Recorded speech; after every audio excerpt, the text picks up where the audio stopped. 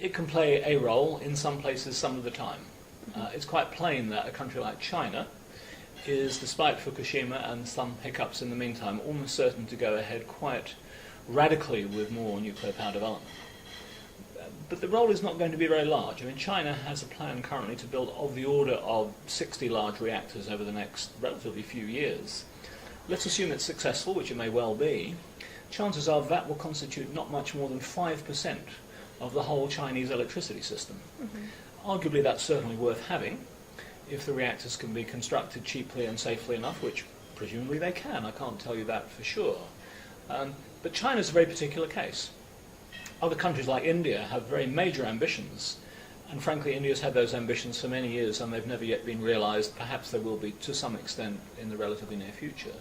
But if you take the poorer countries of the world, and that will include nearly all of Africa, some parts of Asia, limited parts now of Latin America, prospects for nuclear power seem to be more or less non-existent.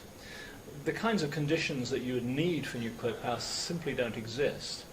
And it's not remotely clear that even though nuclear is a genuinely low-carbon source, such a technology could contribute to the developmental needs of those poorest of the developing countries.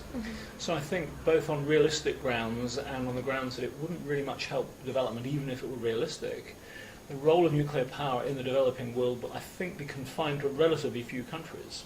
The notion that we have to have nuclear power because it's somehow inevitably part of this very urgent transition, I think is wrong. There are always choices.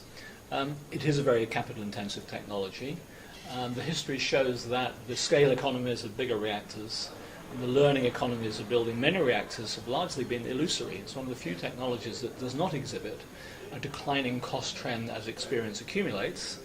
There are lots of ambitious plans, as there always have been in nuclear power, for new kinds of better reactors, often smaller ones, modular ones, things that require many less materials, and they are a possibility.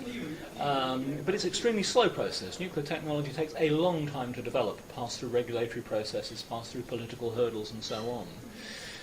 Arguably there are other large-scale type technologies, of which large-scale solar would be one obvious example, that might do a similar job cheaper and quicker and with less controversy.